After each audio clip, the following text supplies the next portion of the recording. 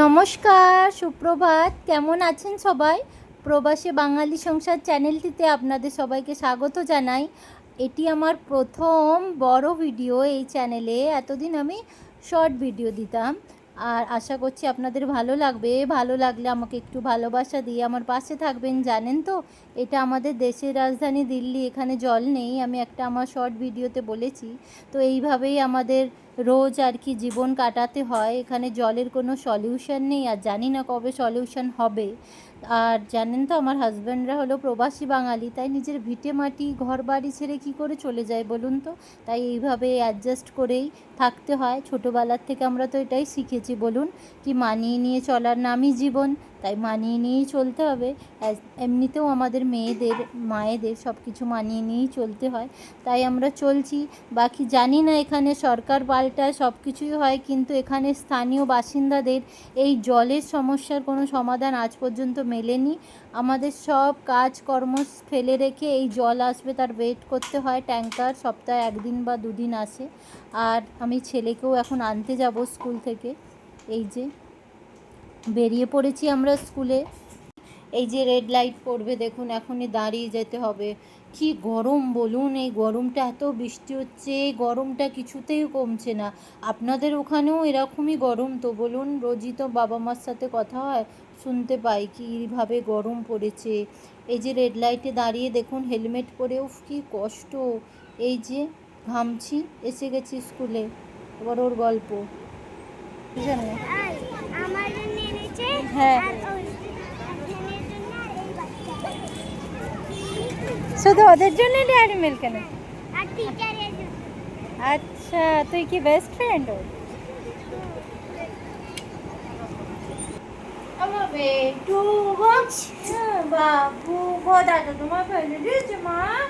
দাদা তোমার ফেলে দিয়েছে, মাটা লেগেছে তোমার। বাবাটা দেখো দেখো, লজ্জা দাও। ও বলেছে ও ঝুলবে।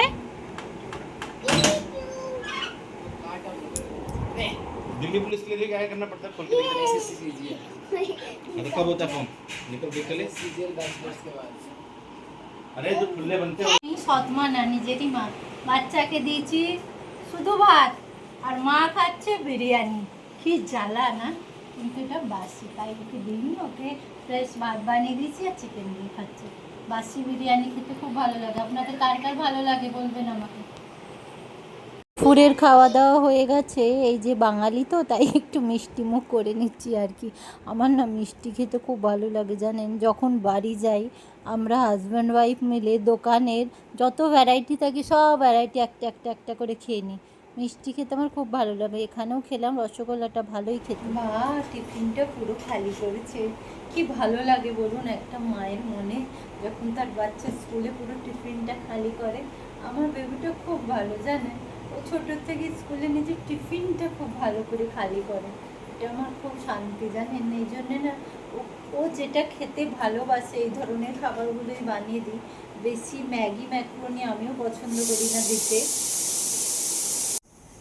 এখন বাজে বিকাল 5:15। একটু কিচেনে আছি, বাচ্চাদের সন্ধ্যেবেলা জলখাবার বানাচ্ছি আর নিজের জন্য একটু চা বানাচ্ছি। জানেন তো, আমাদের এখানে না আপনাদের ওখানে মানে ওয়েস্ট বেঙ্গলের মতো এত ফাস্ট ফুডের দোকান সামনাসামনি নেই যে ঝট করে কিছু কিনে খাওয়াবো। আছে অনেক দূরে দূরে। তাই ঘরেই টিফিনটা মানে 2 টাইম সকাল বিকেল যখনই যেমনই হবে টিফিনটা ঘরেই বানিয়ে খাওয়াতে হয়। কখনো কখনো মোমো আর এগরোল, চাউমিন এগুলো অনেক রেয়ার খাই, যখন বাইরে কোথাও বেরোই তখন। আদারওয়াইজ আমি ঘরের খাবার খাওয়ানোটাই বেশি পছন্দ করি। বন্ধুরা, এই যে ছেলেদের আর কি বাচ্চাদের টিফিনটা বানাচ্ছি সন্ধেবেলার টিফিন খাবে আর কি ওরা। তো আমি এইভাবে টিফিন বানিয়ে দিই, আপনারাও বানাবেন। আলু সেদ্ধ করে নেবেন আর ডিম সেদ্ধ করে নেবেন, নিয়ে একটু পেঁয়াজ কুচি, শসা দিলে একটু শসা দেবেন, একটু টমেটো দেবেন, আর পেঁয়াজ কুচি, আলু সেদ্ধ করে কেটে দেবেন ছোট ছোট করে, আর ডিম সেদ্ধ সব ছোট ছোট করে কেটে একটু আর কি সস, টমেটো সস আর মেয়োনিজ, চাট মশলা, বিট নুন, এইগুলো দিয়ে একটু যদি বাচ্চারা যদি একটু ঝাল ঝাল পছন্দ করে তো একটু আর কি গোলমরিচ গুঁড়ো করে দিয়ে দেবেন, আর না হলে আর কি চিলি ফ্লেক্স দিয়ে দেবেন, আর একটু লেবু দেবেন, দিয়ে ভালো করে মেখে ওদেরকে এই চাটটা বানিয়ে খাওয়াবেন। এটা খেলে কি হয় জানেন, ওজনও বাড়ে খুব।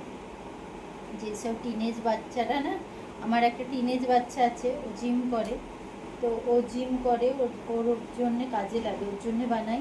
আর ছোটোটাকেও খাওয়াই, ছোটোটার ওজনটা খুবই কম, একটু অনেকটা রোগা, তো ওকেও দিই, যার জন্যে আর কি ওদের হেলথটা যাতে ইমপ্রুভ হয়।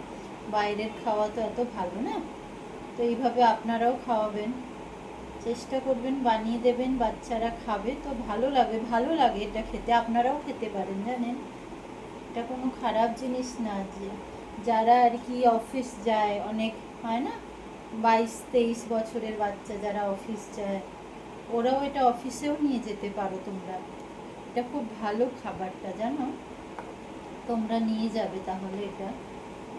আর যদি আমার ভিডিওগুলো ভালো লেগে থাকে তো অবশ্যই আমার পাশে থেকো, একটু আমাকে ভালোবাসা দিও। আমি চ্যানেলটিতে নতুন, আগেও বলেছি, এখনও বলছি।